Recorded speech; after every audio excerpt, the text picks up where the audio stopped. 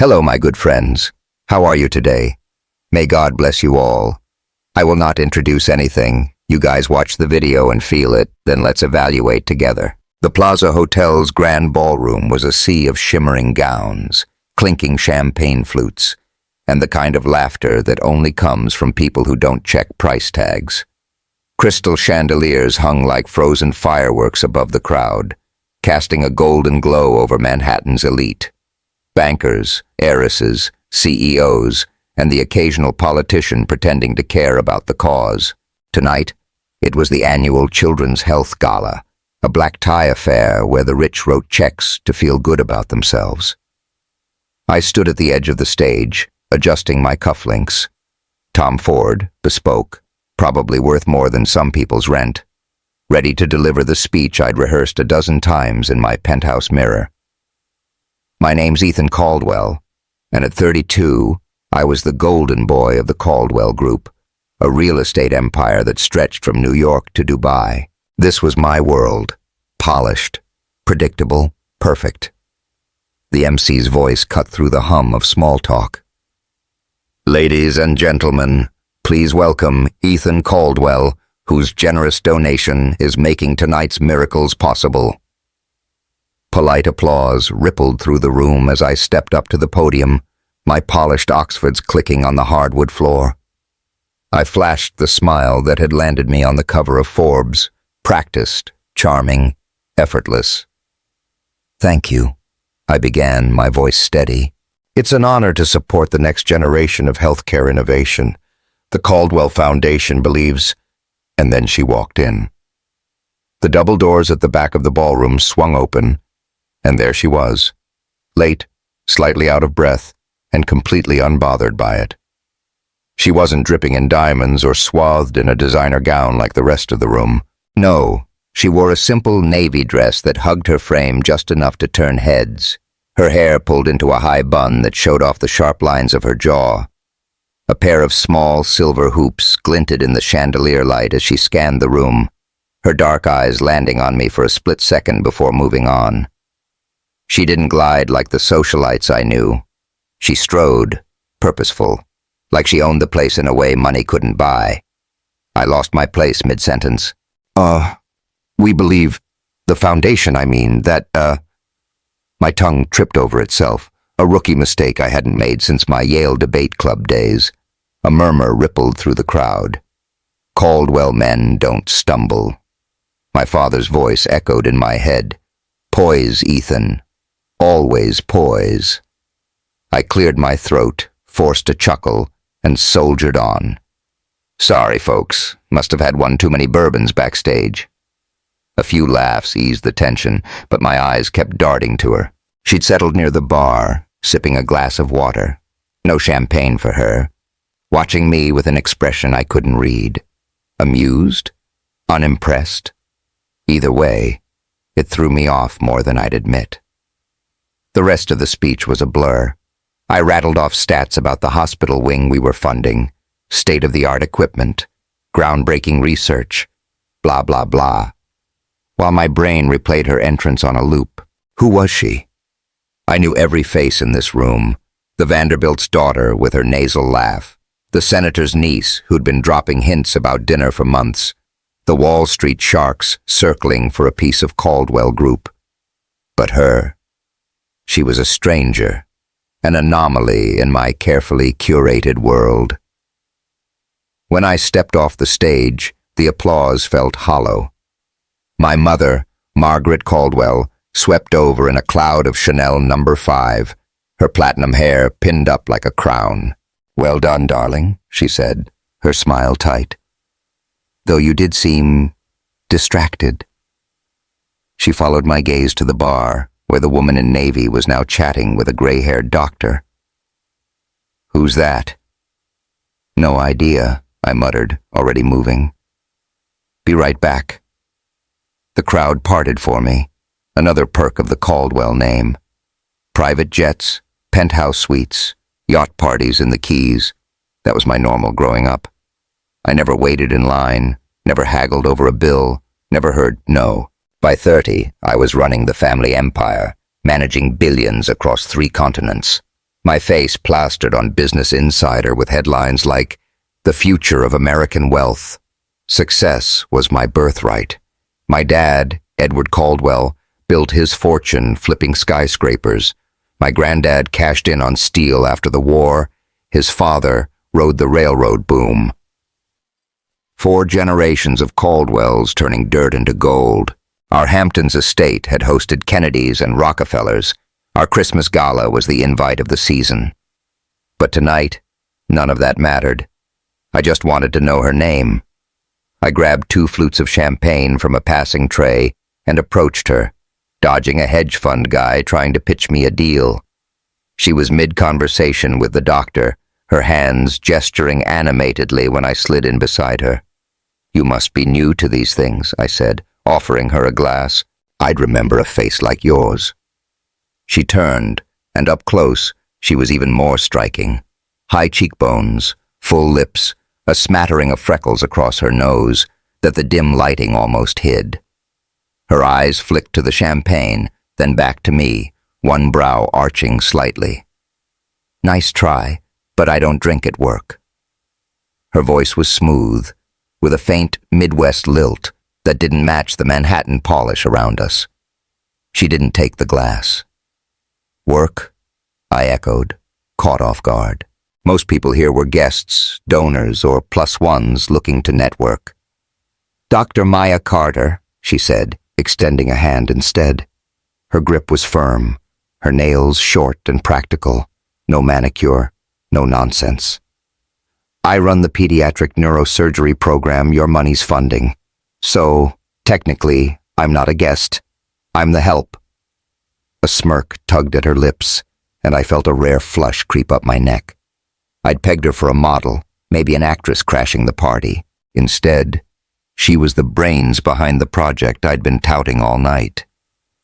"Ethan Caldwell," I replied, recovering. "And I wouldn't call saving kids help. That's the real work. I just sign the checks." "Checks that matter," she shot back, studying me like she was sizing up a puzzle. "Though I'm guessing you don't read the fine print. Most donors don't." I grinned, leaning against the bar. "You'd be wrong. Your proposal on neural mapping in kids with epilepsy? Game changer. I doubled the budget after I read it." That was true. I'd pored over every department pitch myself, late nights with black coffee and a highlighter, though I never advertised it. Hers stood out, clear, passionate, practical. No fluff. Her smirk softened into something like surprise. "Huh. Didn't peg you for the hands-on type." She tilted her head, and those silver hoops caught the light again, drawing my eye to the curve of her neck. "You're full of surprises, Caldwell. Stick around, Dr. Carter. I'm just getting started." The line slipped out smoother than I intended, and she laughed. A real laugh, not the polite giggles I was used to. It was warm, unguarded, and hit me like a shot of whiskey on an empty stomach. The gray-haired doctor excused himself, leaving us alone as the band struck up a slow jazz number. I set the untouched champagne flutes on the bar, suddenly aware of how close we were standing. The air between us buzzed, and I caught a whiff of her scent. Something clean, like lavender and hospital antiseptic. Nothing like the heavy perfumes swirling around us. "So," I ventured, "how'd a neurosurgeon end up crashing a gala like this?" "Crashing?" She crossed her arms, mock offended. "I was invited, thank you very much. Had a surgery run late. A 6-year-old with a tumor the size of a golf ball. Couldn't exactly tell her to wait while I dolled up for your party." "Fair point," I conceded. "How'd it go?" "She's stable, for now." Her voice softened, a flicker of exhaustion crossing her face before she masked it. "That's why I'm here. Your cash is buying the tech to make sure she's not just stable tomorrow, but thriving in 10 years. I nodded, impressed. "You're not like most people I meet at these things." "Yeah, well, I'm not here to sip bubbly and kiss rings," she said dryly.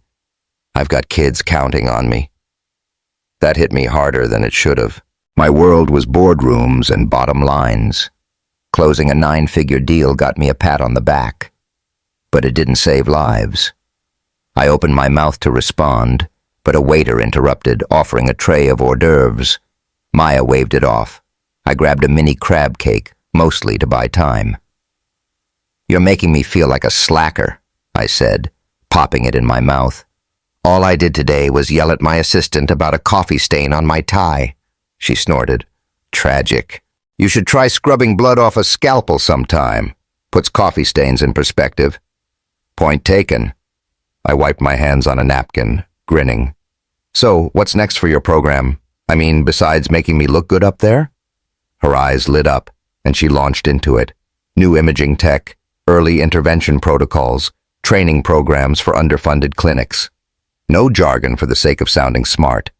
Just real talk about real kids. I leaned in, hanging on every word, forgetting the room around us. The gala faded, the clatter of plates, the rustle of silk dresses, the drone of small talk. It was just her voice, sharp and alive, cutting through the noise.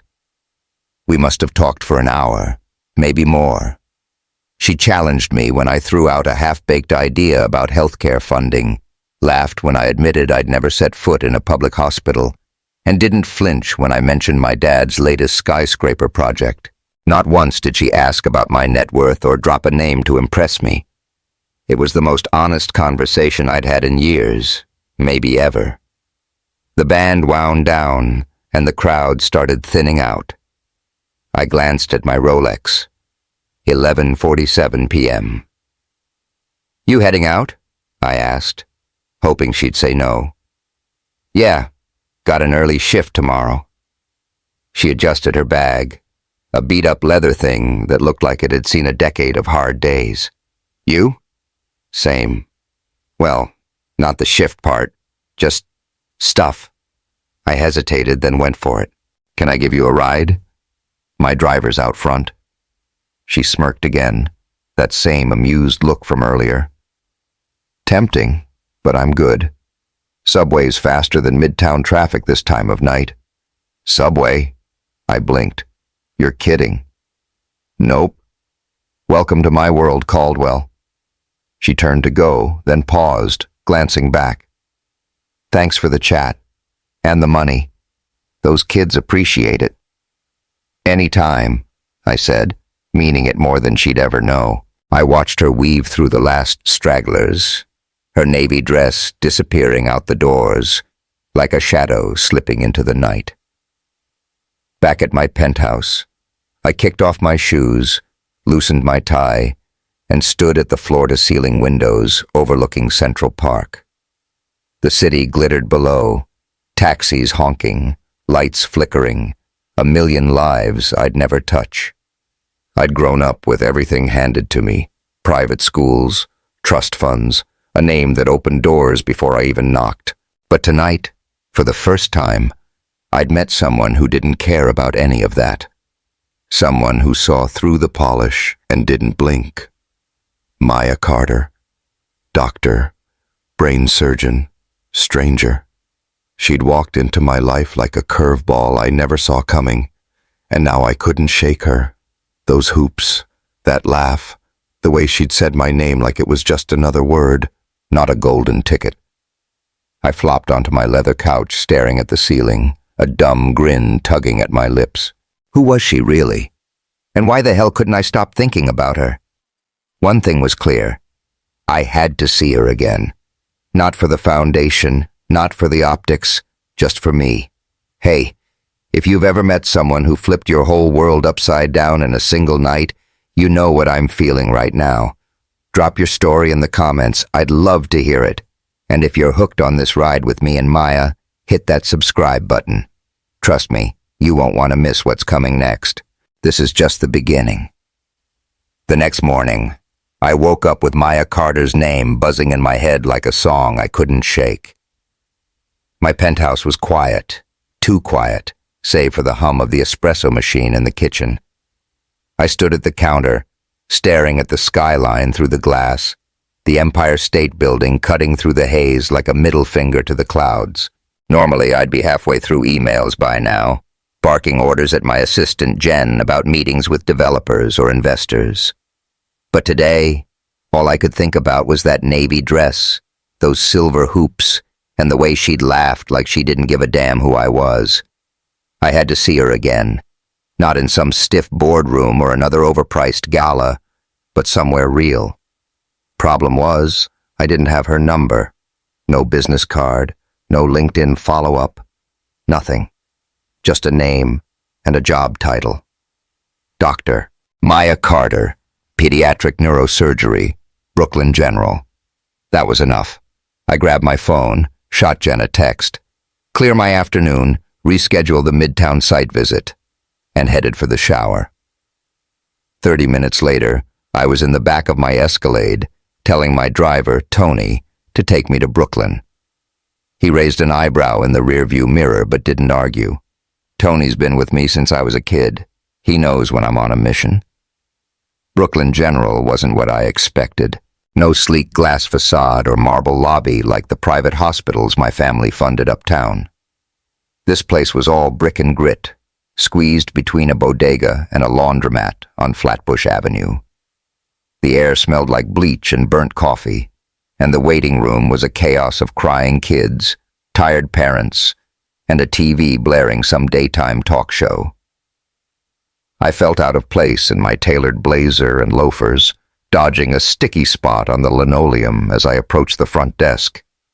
"I'm here to see Dr. Maya Carter," I told the receptionist, a middle-aged woman with a no-nonsense stare. She barely looked up from her computer. "You got an appointment?" "No, I'm, Ethan Caldwell, from the Caldwell Foundation. It's about the new neuro wing." That got her attention. She squinted at me, then picked up the phone. "Dr. Carter, some guy from the Foundation's here. Caldwell something." A pause, then she nodded. "Third floor, take the elevator.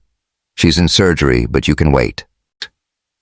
The third floor was quieter, all white walls and beeping machines. Nurses hustled past, their sneakers squeaking on the tile, and I caught snippets of jargon. MRI results, post-op check. That might as well have been Martian to me. I found a chair outside the neuro unit, a hard plastic thing that creaked under my weight, and waited. An hour ticked by, then 2. I could have left, should have probably, but I didn't. Something about this place, about her, kept me rooted. Finally, the double doors swung open, and there she was, peeling off a surgical cap, her bun slightly messy from the long haul. She looked beat, dark circles under her eyes, shoulders slumping. But when she spotted me, that smirk crept back. "Caldwell," she said, tossing the cap into a bin. "What's a guy like you doing in a dump like this?" "Checking on my investment," I shot back, standing up. "Heard you're the one making it worth a damn." She snorted, brushing past me toward a break room. "Flattery'll get you nowhere. Coffee?" "Only if it's better than the sludge downstairs." "It's not." She grabbed 2 styrofoam cups anyway, pouring from a pot that looked older than me. "So, what's the real reason? You didn't trek to Brooklyn for a progress report." I took the cup, the heat seeping through to my fingers. "Maybe I just wanted to see you in action. How's the kid from last night?" "Stable. Woke up an hour ago, asked for ice cream." Her voice softened, a flicker of pride breaking through the exhaustion. "We got the tumor. Clean margins." "That's incredible," I said, meaning it. "You're incredible." She rolled her eyes but couldn't hide a small smile. "Save it, Slick. I've got charts to finish. You want to talk shop? Walk with me." So I did. For the next hour, I trailed her through the unit, past beeping monitors, kids with shaved heads and hopeful eyes, parents clutching coffee like lifelines. She moved with a quiet confidence, barking orders to nurses, scribbling notes, explaining her latest tech wish list to me like I was her intern. I didn't mind. Watching her work was like watching a storm roll in, raw, powerful, unstoppable. By the time we looped back to the break room, I was hooked. "You ever take a break?" I asked, leaning against the doorframe as she sank into a chair. "Breaks are for people who don't have patience crashing." She kicked off her sneakers, flexing her toes with a groan. "But I'm off at 8. Why?" "Dinner," I said, jumping at the chance. "Nothing fancy, just burgers. My treat." She studied me, like she was weighing whether I was serious. "All right, Caldwell, but if you take me to some Michelin-star joint, I'm out." "Deal." 8 rolled around, and I was waiting outside the hospital, the Escalade swapped for a low-key Uber. Maya emerged in jeans and a faded Detroit Lions hoodie, her hair loose now, curling around her shoulders. She looked younger, softer, but still carried that edge. "Nice ride," she said, sliding in beside me. "Thought you'd show up in a limo." "Told Tony to take the night off," I grinned. "Figured you'd bolt if I rolled up like Gatsby." "Smart man." We hit a dive in Williamsburg called Joe's Burgers, a hole in the wall with sticky tables and a jukebox pumping Springsteen. No one batted an eye at us. No paparazzi, no whispers, just greasy fries and the hum of normal life. I ordered a double cheeseburger. She got hers with extra pickles. "You're a monster," I teased, watching her stack the slices like a pro. "Learned it in Detroit," she said, taking a bite. "Pickles make everything better." We talked over the clatter of plates, her growing up in Motor City with a single mom who worked doubles at a factory, me dodging prep school pranks in Connecticut. She laughed when I told her about the time I crashed my dad's Porsche at 16, and I couldn't get enough of that sound. Rich, real, like it came from somewhere deep. Halfway through, she reached for a fry at the same time I did, our fingers brushing. The contact was quick, accidental, but it jolted me.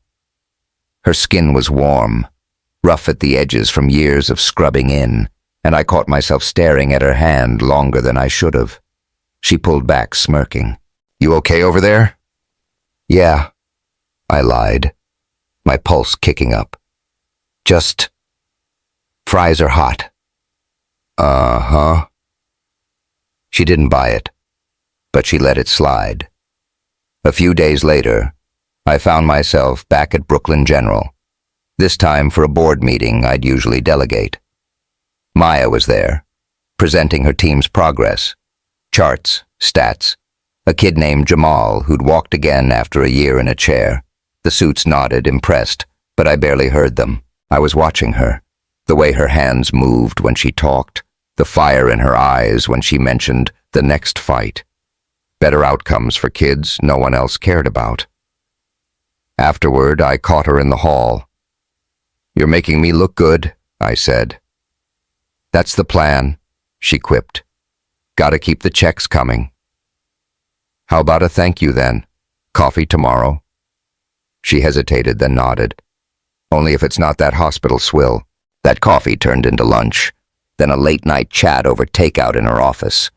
I started inventing reasons to see her, construction updates, donor questions, anything. Each time I learned more. She sang off-key in the shower, loved spicy wings that made my eyes water, kept a journal since she was 12.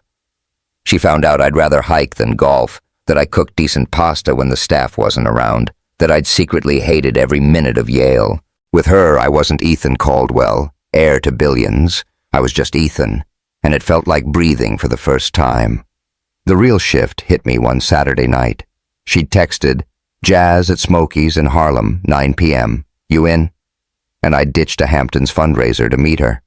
Smokey's was a cramped joint, all dim lights and cigarette haze, the sax player wailing like he was spilling his soul.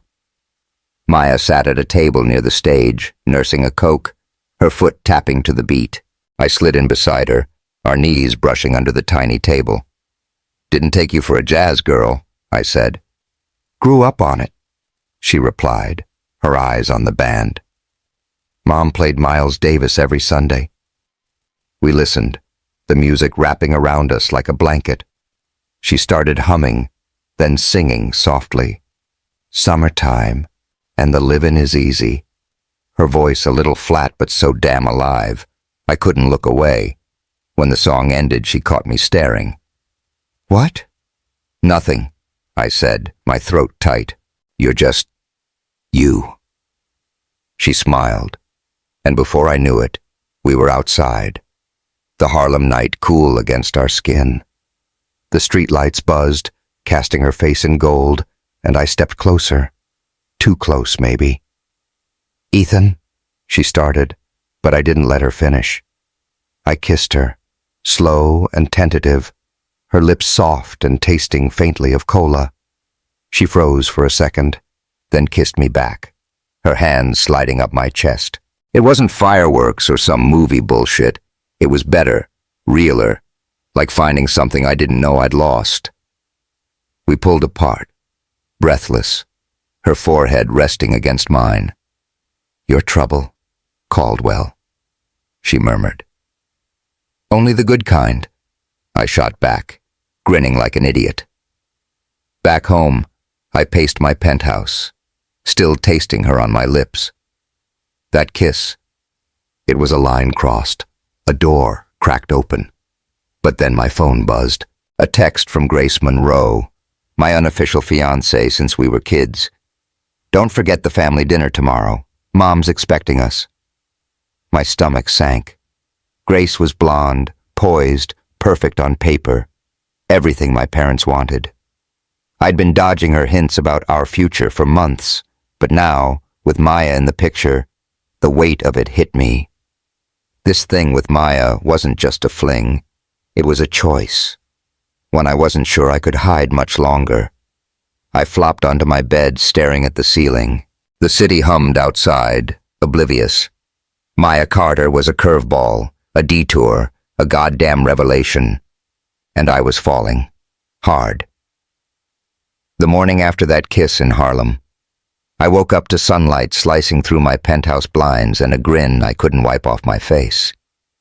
Maya Carter was under my skin. Her voice, her laugh, the way she'd kissed me back like she meant it.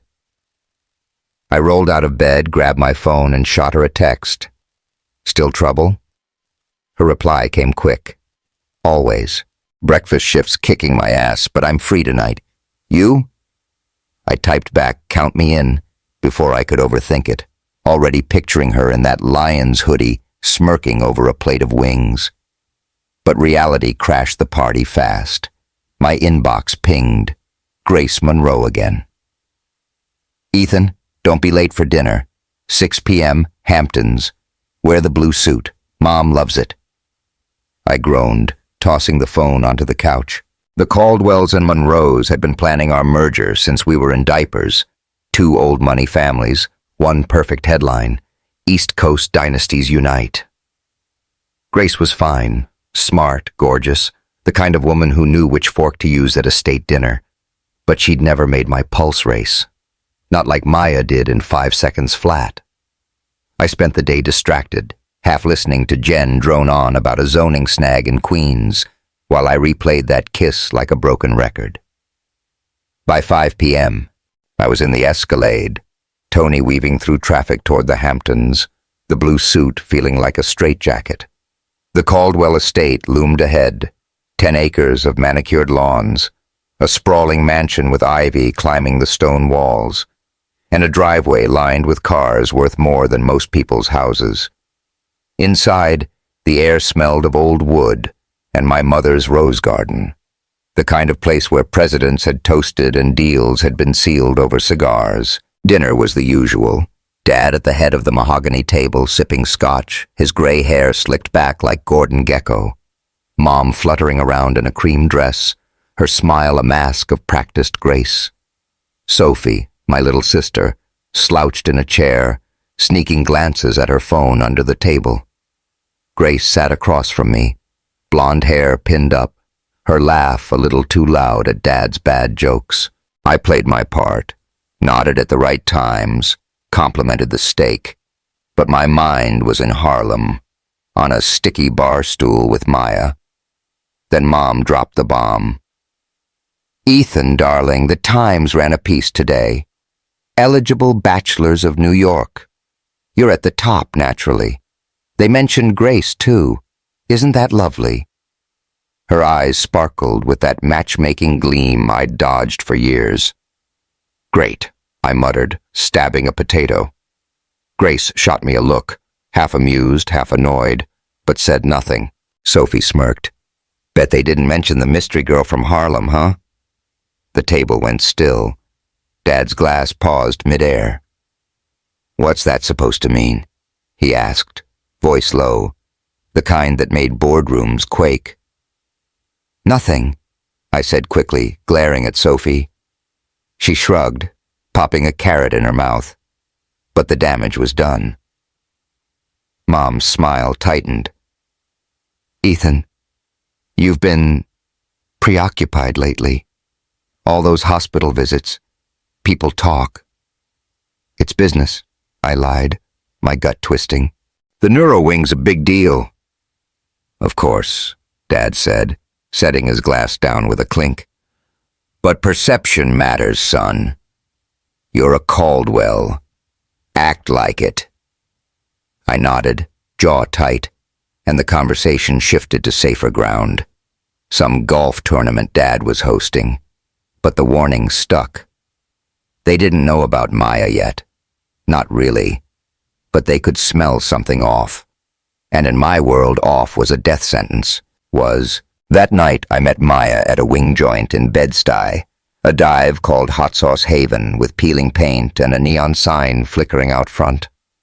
She was already there, perched on a stool, a basket of blazing hot wings in front of her, her hoodie swapped for a black tank top that showed off her arms, toned, scarred from years of surgery, real. "You're late," she said, licking sauce off her thumb. "Family stuff," I replied, sliding in beside her. "You started without me?"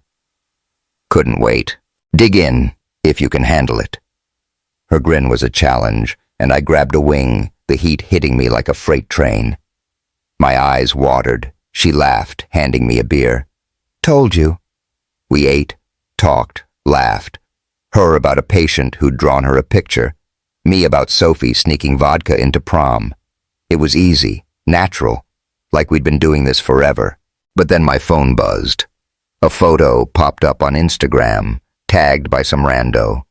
Me and Maya outside Smokey's last night, mid-kiss, the caption screaming, "Caldwell's Harlem hookup." My stomach dropped. "Shit," I muttered, shoving the phone in my pocket. "What?" Maya asked, brow furrowing. "Nothing, just work." I forced a smile, but she wasn't buying it. Before she could push, I changed the subject. "You free this weekend? I've got a cabin upstate. Total escape." She hesitated, then nodded. "Yeah, I could use a break, but no funny business, Caldwell." "Scout's honor," I said, crossing my heart. She rolled her eyes, but her smile said she was in. The photo blew up faster than I'd hoped. By Monday, it was everywhere. Twitter, gossip blogs, even a snarky mention on page 6. Billionaire bad boy Ethan Caldwell spotted smooching mystery woman in Harlem. I was in my office, a glass box overlooking Midtown, when Jen burst in, her tablet glowing with the headlines. "Ethan, what the hell is this?"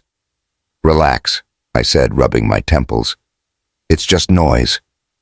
Noise that's got your dad on line 1. She shot back. I groaned, picking up the phone. "Ethan." Dad's voice was ice. "Hamptons. Now." An hour later, I was back in that damn mansion, standing in Dad's study. Dark wood, leather chairs, a wall of books he'd never read. He didn't sit, just stood by the window, swirling his scotch. "Explain," he said, not turning around. "It's nothing," I started. "A friend." "A friend you're kissing in public?" He spun, eyes hard. 4 generations built this name, Ethan. Strategic marriages, clean reputations. You think you can throw it away for some fling? She's not a fling, I snapped, heat rising. Her name's Maya Carter. She's a doctor. Brilliant, accomplished. I care about her. Mom swept in, her laugh sharp and brittle. Care? Ethan, men like you don't care about women like her. You're infatuated, maybe charmed by her. Uniqueness. But marriage? Kids? Think of what that means for us. I clenched my fists. They didn't say it outright. Never would. Too polished for that. But the subtext was clear. Maya didn't fit.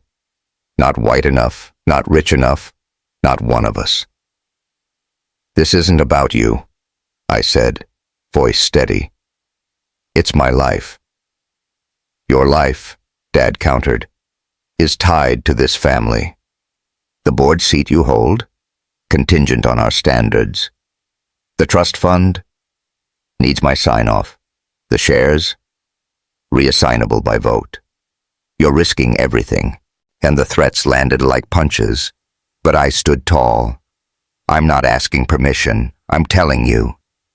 He didn't shout. Charles Caldwell never shouted, just stared, his silence worse than any yell. Mom touched his arm, whispering something, and I bolted before they could say more. I needed air, needed Maya. Meanwhile, across the river, Maya was fighting her own war. The photo hit Brooklyn General like a grenade. Dr. Aisha Khan, her colleague, a sharp-eyed surgeon with a chip on her shoulder, cornered her in the break room. So, Aisha said, arms crossed. Your boyfriend's why we got that grant, huh? Maya's jaw tightened. My work got the grant. Check the outcomes. 90% success rate on complex resections. Sure, Aisha sneered. Funny how the numbers spiked after you started cozying up to Caldwell. The accusation stung, but Maya held her ground. Later, at a staff meeting, the hospital brass grilled her. Subtle jabs about optics, hints her funding might be reconsidered. She stood at the front, slides clicking behind her, brain scans, recovery charts, her voice cutting through the room. My patients don't care who I kiss. They care that I save them. Judge me on that. The room went quiet, but the whispers didn't stop. By the time I found her that night, she was a mess, hair wild, eyes red, pacing her cramped Bed-Stuy apartment. Bookshelves sagged with medical texts. A Miles Davis record spun softly, and the air smelled of burnt toast. Hey, I said, stepping inside. You okay? No, she snapped, spinning to face me. Your little photo ops got my job on the line. Aisha's gunning for me, the board's sniffing around. God, Ethan, what did you do? It wasn't me, I said, hands up. Someone tagged us. I didn't. Doesn't matter. She threw her hands up, voice cracking. This is my life, not some rich kid game. I've clawed my way up from nothing. Single mom, shitty schools, loans I'm still paying. I can't lose this.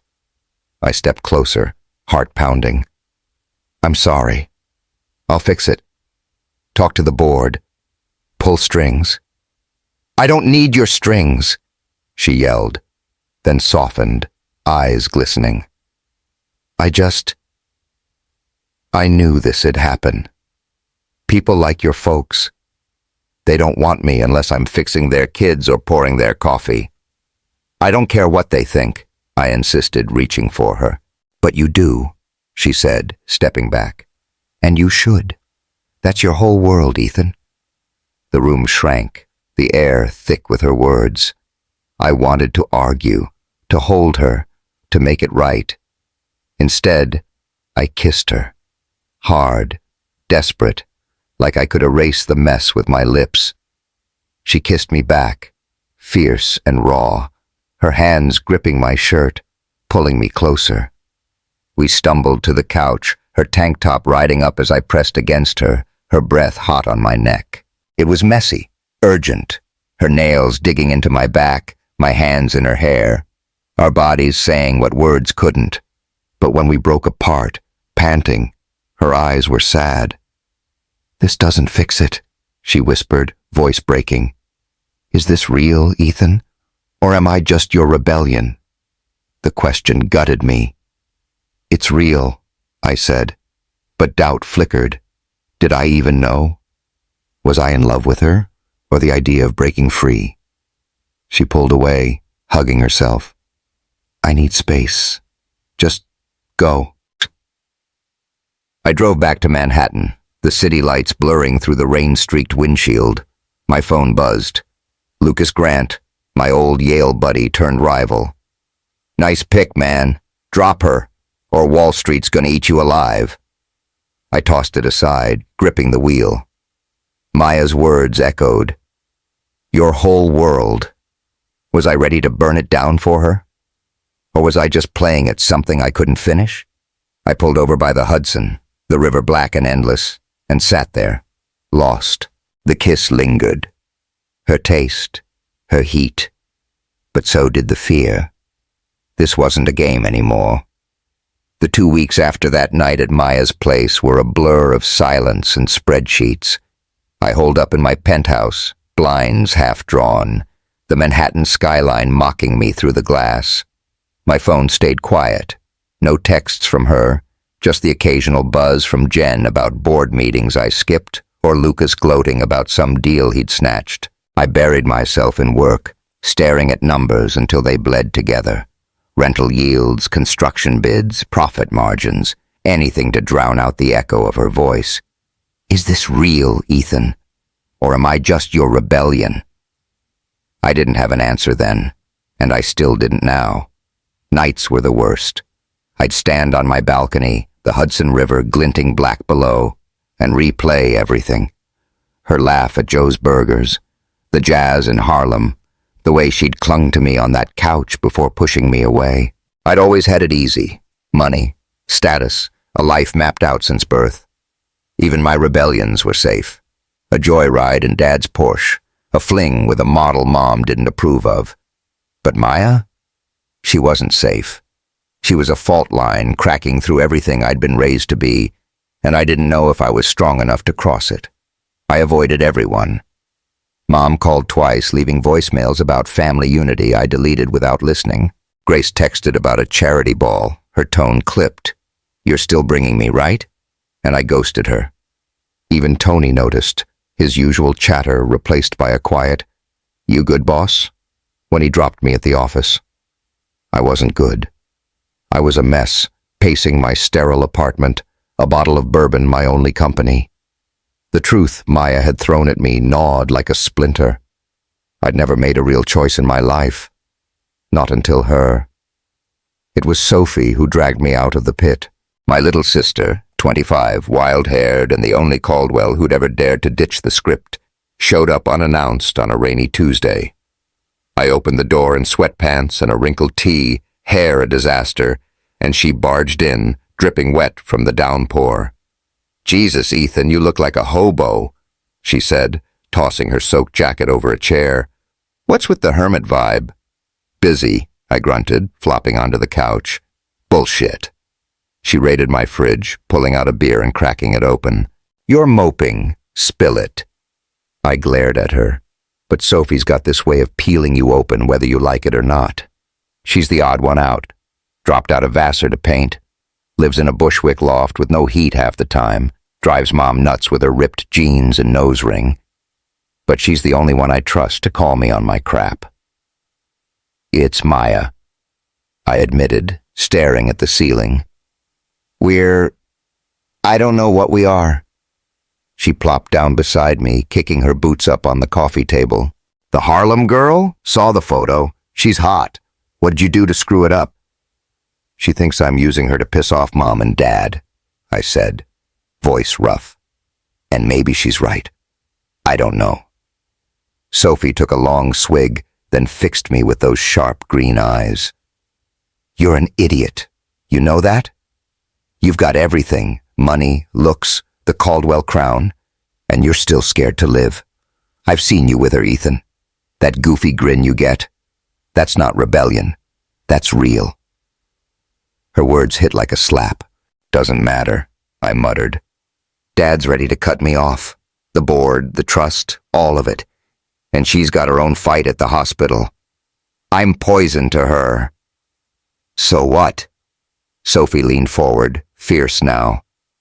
You think I didn't lose shit when I told Mom I wasn't marrying that hedge fund douche she picked?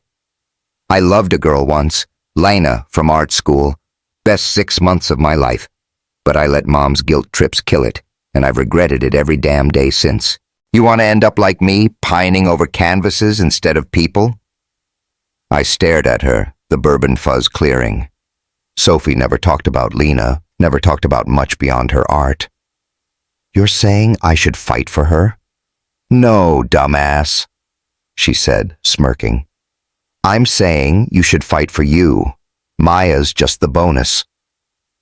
She dragged me to her studio that night, a cramped space in Bushwick with paint-splattered floors and canvases leaning against brick walls.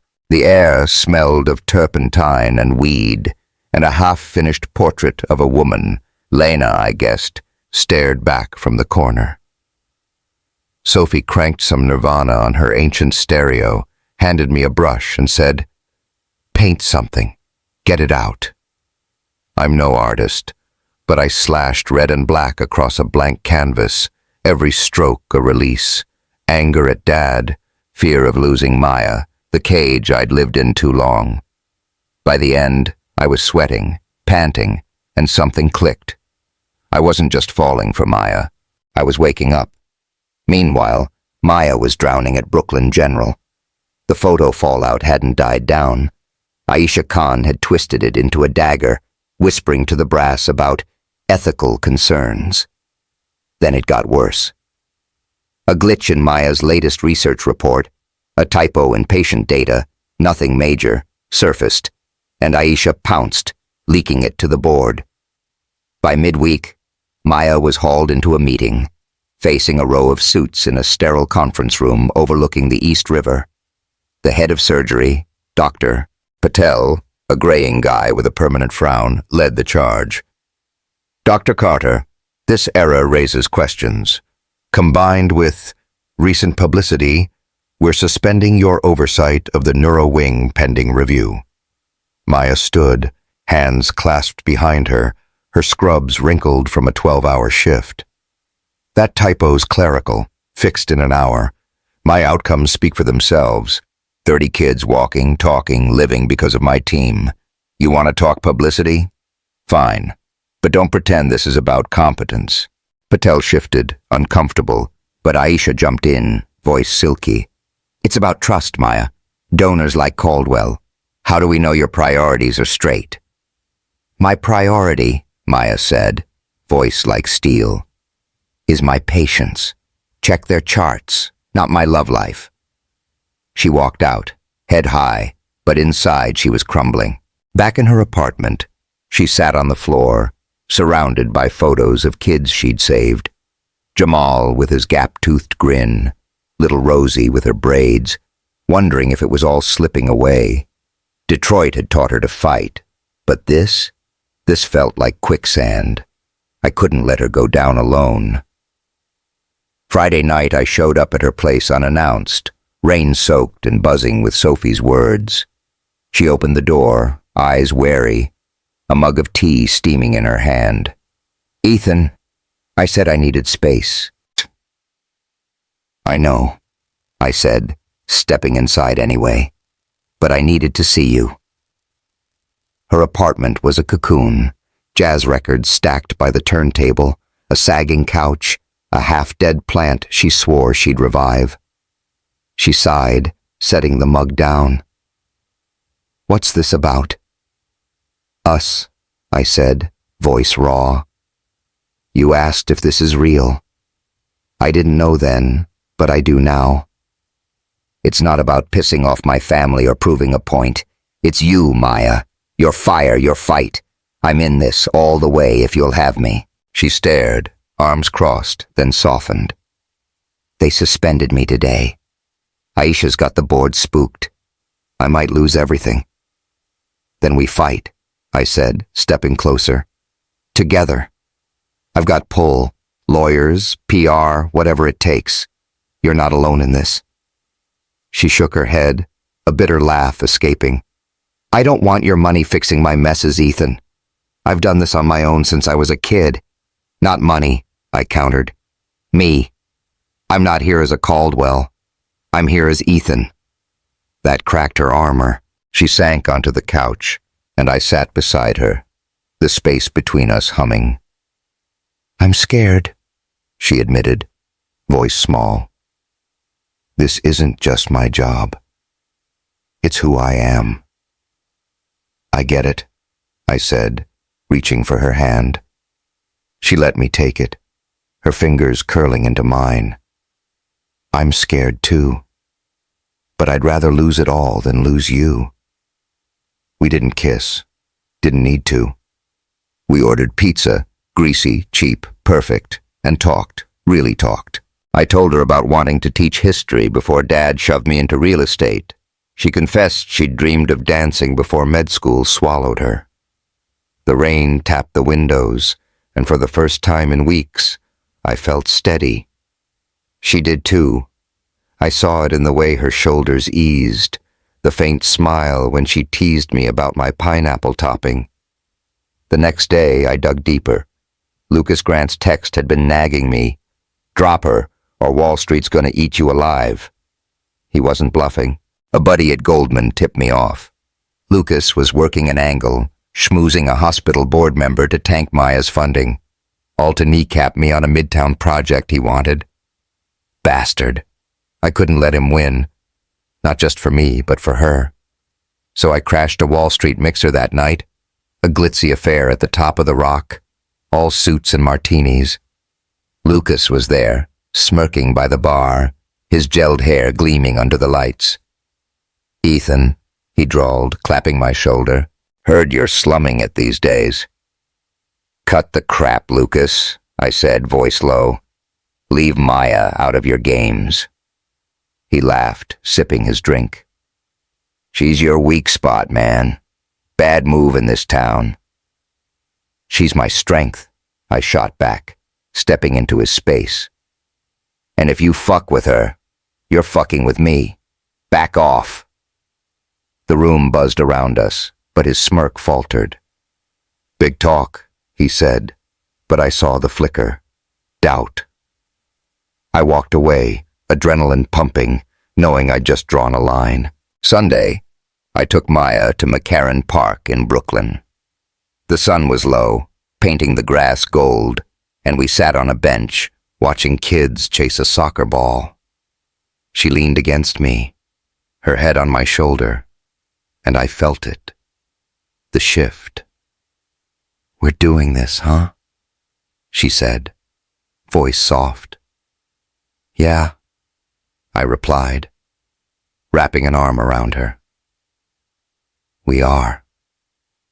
The skyline shimmered across the river, a million lights, a million fights ahead. But for the first time, I wasn't running from them. I was ready, because of her. The air felt heavier after that day in McCarran Park, like the universe knew we'd dared to hope and decided to smack us down for it. Maya and I were tighter than ever, texts between her shifts, late-night calls when she couldn't sleep, stolen moments that felt like oxygen in a choking world. But the cracks were widening, and I could hear them creaking every time my phone buzzed with another veiled threat from Lucas or a clipped voicemail from Mom. We'd drawn a line together, sure, but the other side wasn't backing off. They were doubling down. It started with Dad. A week after my showdown with Lucas, I got the summons. Not a call, not a text, but a formal email from his assistant. Mr. Caldwell requests your presence at 10 a.m. tomorrow. No Ethan, no son, just business. Cold as the steel in his skyscrapers. I showed up in a suit, no tie, my jaw set, ready for a fight. His office was a fortress. Floor-to-ceiling windows framing Midtown, a desk of polished walnut, shelves lined with awards he'd collected like scalps. He didn't look up when I walked in, just kept scribbling on a legal pad, his Mont Blanc pen glinting under the light. "Sit," he said finally, voice flat. I didn't. He set the pen down, leaned back, and fixed me with that stare. Gray eyes, unblinking, the kind that had made grown men sweat in boardrooms. "You've had your fun, Ethan. This dalliance ends now." "Her name's Maya," I said, hands in my pockets to hide the fists. "And it's not a dalliance." He didn't flinch. "Doctor or not, she's a liability. That photo's cost us leverage. Lucas Grant's circling, the Monroes are asking questions, and the board's restless. You're jeopardizing 4 generations of work." "I'm not jeopardizing anything," I shot back. "The Neurowing's a success. Her work's the best investment we've made. You're just mad she doesn't fit your Hamptons guest list." His lip twitched, a rare crack in the mask. "This isn't about her resume. It's about standards. The board seat you hold requires my approval.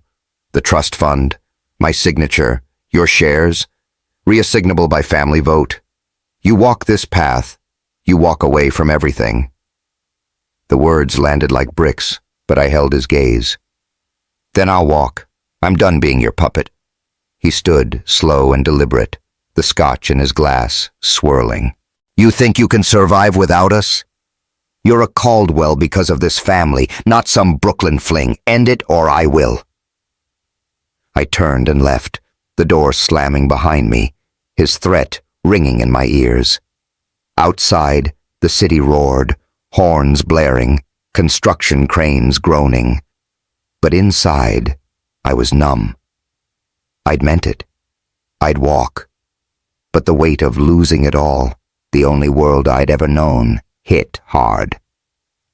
Across the river, Maya's fight was uglier. Aisha Khan had turned her typo into a full-blown scandal, spinning it to the board as data integrity issues. By Friday, they called her in again, this time to a packed room, suits and stethoscopes glaring from every chair. Dr. Patel tapped a stack of papers, his frown deeper than ever. "Dr. Carter, we've reviewed your funding. Given the publicity and this oversight, we're cutting the Neurowing's budget by 30%. You're off the project until we sort this out." Maya stood, her scrub stained with coffee from a 16-hour shift, her voice steady despite the tremor in her hands. "That cut kills our next phase.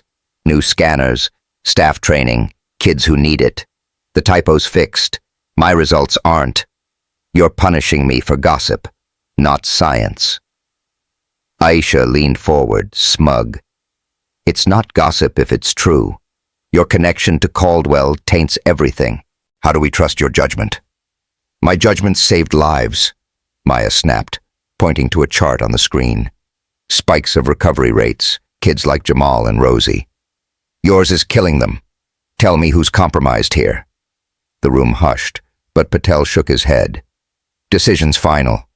Step back, Dr. Carter." She walked out, the door clicking shut like a guillotine, and sank against the wall, breath ragged. Her phone buzzed, me checking in, but she couldn't answer. Not yet. That night, she showed up at my penthouse, eyes hollow, a duffel bag slung over her shoulder. "They gutted me," she said, voice breaking as she stepped inside. "Aisha won. I'm done." "No," I said, pulling her close. "We'll fight it. Legal, media, whatever it takes." She pushed back, shaking her head. "I can't keep fighting your battles and mine, Ethan. This is too much." "Then let's get out," I said, desperate. "Upstate, my cabin. Just us, no bullshit. We'll figure it out." She nodded, too tired to argue, and we bolted. The drive to the Catskills was quiet, the highway stretching dark and endless, rain smearing the windshield. The cabin was a rustic thing, wood beams, a stone fireplace, windows overlooking pines that whispered in the wind. We dropped our bags, and I built a fire, the crackle filling the silence. She stood by the hearth, staring at the flames, her tank top clinging to her from the damp. "Ethan," she said, turning. "What are we doing?" "Surviving," I replied, stepping closer. Her eyes searched mine, raw and lost, and I kissed her, hard, needy, like I could hold us together with my hands. She kissed back, fierce, her fingers digging into my shoulders, pulling me down to the rug.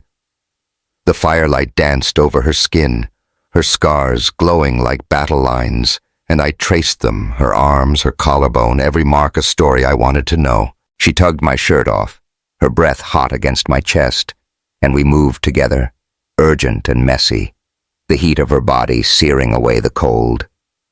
It wasn't just want. It was need, a lifeline in the wreckage. Her nails raked my back, my hands gripped her hips, and for a while, the world shrank to just us. Sweat, gasps, the thud of my heart against hers. But when it was over, we lay there, tangled on the rug, the fire dying to embers, and the weight crashed back. She curled against me, her voice a whisper. "This doesn't change it. They're tearing us apart." "I'll fix it," I said, holding her tighter. "I promise." She didn't reply, just buried her face in my neck, and I felt her tears, hot, silent, breaking me more than words could. Monday hit like a sledgehammer. Back in the city, Dad made good on his threat. An email from the Caldwell Group's legal team. My board seat was under review, my trust fund frozen, my shares pending reassignment. Jen called, frantic. "Ethan, they're locking you out!" But I barely heard her. I sat in my office, staring at the skyline, the empire I'd run slipping through my fingers. Mom texted, "Come home, darling. We can sort this." I didn't respond. The silence from Dad was louder than any fight. Disowned, not with words, but with paperwork. Maya's call came that afternoon. "Ethan?" she said, voice flat. "I'm leaving." "What?" I stood pacing. "Where?" "Chicago. Got an offer, smaller hospital, less politics. I can't stay here, not like this." "No," I said, panic rising. "We'll fight. Together. Like we said." "We tried." She cut in, sharp. "Your family's dismantling you, my career's toast. I won't be the reason you lose everything." "You're not," I pleaded. "You're why I'm finally living." A long pause, then a sigh. "I love you, Ethan, but I can't watch us burn." She hung up. I drove to her place, rain pounding the windshield, but she was gone. Apartment half empty, a note on the counter. "I'm sorry. Take care of yourself." I sank to the floor, the paper crumpling in my fist, her handwriting blurring through tears. I hadn't cried since I was a kid. The jazz records were still there, the plant still wilting, but she was a ghost. Gone, taking half of me with her. That night, I parked by the Brooklyn Bridge, rain hammering the roof of the Escalade. The city glowed through the storm, towers of glass and steel, a world I'd ruled and lost. Lucas texted again. "Told you, man. She's gone. You're done." I chucked the phone, rage boiling. But it wasn't him I hated. It was me. I'd let her walk away, let them win. The note burned in my pocket, her words a knife. "I love you." She'd said it finally, and I'd lost her anyway. I stepped out, rain soaking me through, and stood at the bridge's edge, the river churning below. Was this it? Everything I'd been, Ethan Caldwell, golden boy, washed away? Or was it something else? A chance to start over, to fight for real? I didn't know. All I knew was her absence hurt worse than Dad's betrayal, worse than anything. I clutched the railing, rain mixing with salt on my face, and let the storm swallow me whole. The rain didn't let up that night on the Brooklyn Bridge, and neither did the ache in my chest. Maya's note was a soggy wad in my pocket. Her words, "I love you," looping through my head like a taunt. I'd lost her, lost the Caldwell crown, lost everything I'd thought defined me. The city glared back, indifferent. Taxis splashing through puddles, lights flickering in the storm. And I stood there, soaked and shivering, wondering how the hell I'd ended up so empty. I'd always had a safety net, money, name, family. But now, nothing, just me, a wrecked Escalade, and a choice I hadn't made fast enough. Days bled into weeks. I stayed off the grid, crashing at a cheap motel in Jersey City, the kind with stained carpets and a TV that only got static. Jen blew up my phone. "Ethan, where are you? The board's a shit show." But I let it die. Lucas crowed on Twitter. "Caldwell's out, Midtown's mine. Cheers, buddy."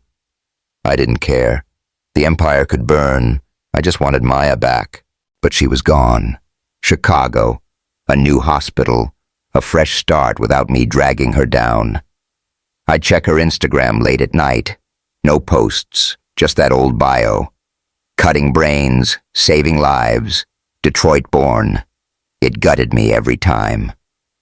Then came the twist I didn't see coming. Grace Monroe, perfect, poised Grace, called out of the blue. I almost didn't answer, but boredom won. "Ethan," she said, voice clipped, "we need to talk. Meet me at the Bean in Williamsburg noon." I showed up, scruffy and unshaven, expecting a lecture about family expectations. The Bean was a hipster joint, exposed brick, overpriced lattes, baristas with more tattoos than sense. Grace sat by the window, blonde hair pulled back, sipping an espresso in a navy blazer that screamed old money. "You look like hell," she said, sliding a coffee my way. "Thanks," I muttered, slumping into the chair. "What's this about?" She leaned in, eyes sharp. "I leaked a story to Page 6, me, not you. Said I dumped you because I've been with my girlfriend, Lila, my roommate, for 3 years. The Monroes are pissed, but it's out there. No more perfect couple pressure." I blinked, coffee halfway to my mouth. "Wait, what?" "You heard me," she said, smirking. "I'm done playing their game. Figured it'd take the heat off you and your doctor. You're welcome." "Why?" I asked, stunned. Grace had always been the good soldier. Cotillion, charity boards, the works. She shrugged, sipping her espresso. "Because I know what it's like to hide who you love. And you're a decent guy, Ethan, even if you're a mess right now. Go get her." I sat there dumbstruck as she grabbed her bag and left, heels clicking on the hardwood. Grace had just handed me a lifeline. The gossip mill spun. Monroe heiress comes out, ditches Caldwell, and suddenly my Harlem hookup was old news. It wasn't a fix, but it was a crack in the wall, a chance to breathe. Sophie piled on the next day. She tracked me down at the motel, don't ask how, and kicked the door open, a laptop under her arm.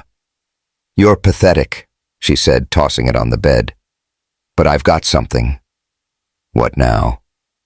I groaned, rubbing my face. "Lucas," she said, booting it up. "He's been greasing a hospital board guy, some sleaze named Hargrove, to tank Maya's funding. Texts, emails, the works. I hacked his assistant's cloud. Don't judge, I'm good at this. Proof's all here." I stared at the screen. Timestamps, dollar amounts. Hargrove promising to bury Carter's project for a cut of Lucas's Midtown deal. "Holy shit," I said, adrenaline kicking in. "This could save her." "Could save you both," Sophie corrected, grinning. "But you've got to move fast. She's in Chicago, right?" "Yeah," I said, standing, a plan forming. "I need a flight." Chicago was brutal, wind whipping off Lake Michigan, gray skies pressing down like a lid. I found Maya's new gig, a community hospital in Humboldt Park, all concrete and faded paint. It was late, 8 p.m., and I waited outside the ER, hands shoved in my jacket, nerves frying. She emerged in scrubs, hair in a messy bun, looking worn but fierce, like she'd just wrestled death and won. She froze when she saw me, duffel slipping off her shoulder. "Ethan?" Her voice was a mix of shock and steel. "What the hell are you doing here?" "I fucked up," I said, stepping closer, rain spitting around us. "Letting you go. I was wrong. I'm here to make it right." She crossed her arms, eyes narrowing. "I told you, I'm not your redemption arc." "You're not," I said, pulling out Sophie's USB drive. "This is proof. Lucas rigged your suspension. He paid off Hargrove to screw you over. We can take it to your board. Get you back." She took the drive, staring at it, then me. "Why now?" "Because I love you," I said, voice cracking.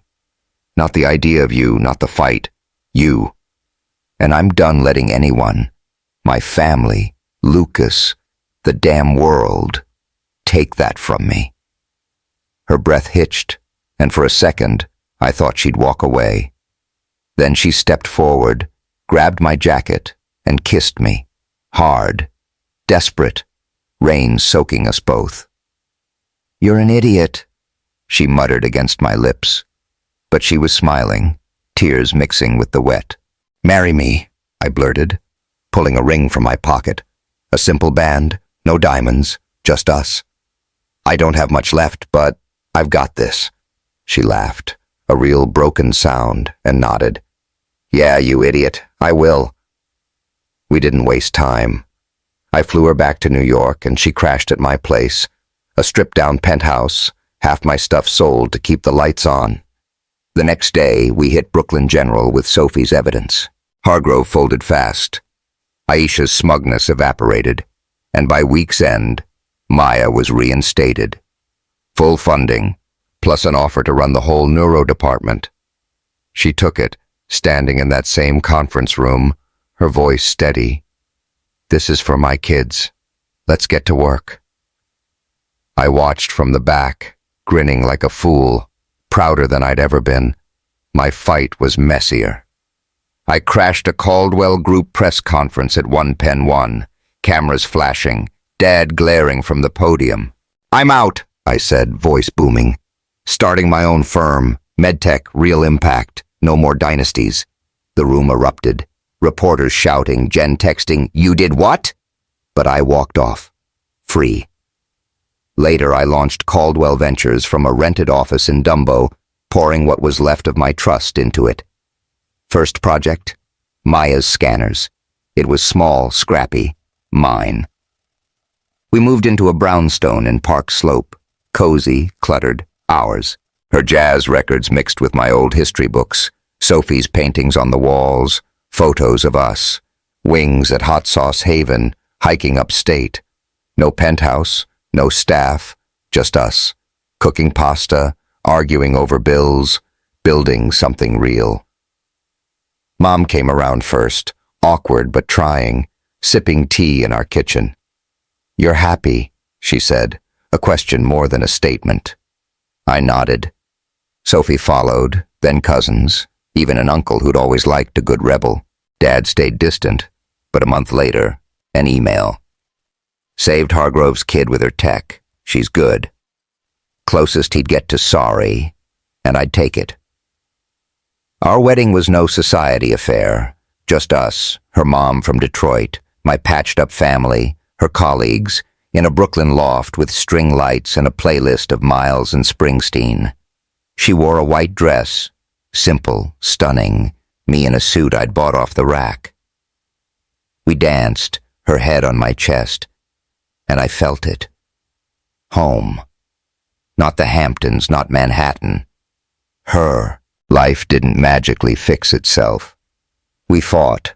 About money, my blind spots, her stubbornness. She still faced whispers at work. Too black, too female. But she climbed anyway, chief of neurosurgery by year's end. I learned privilege wasn't a sin, just a tool.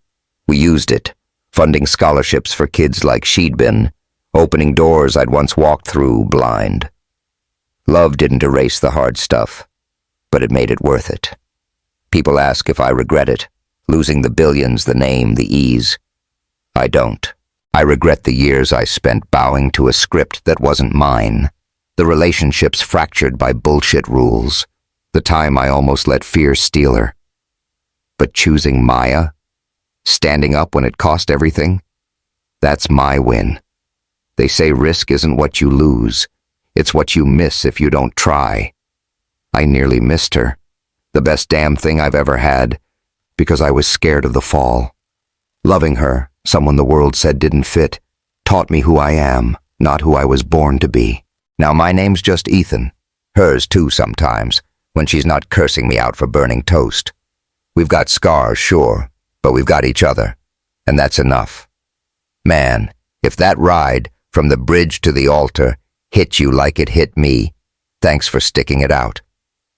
What's the biggest risk you've ever taken for love, or for yourself? Drop it in the comments.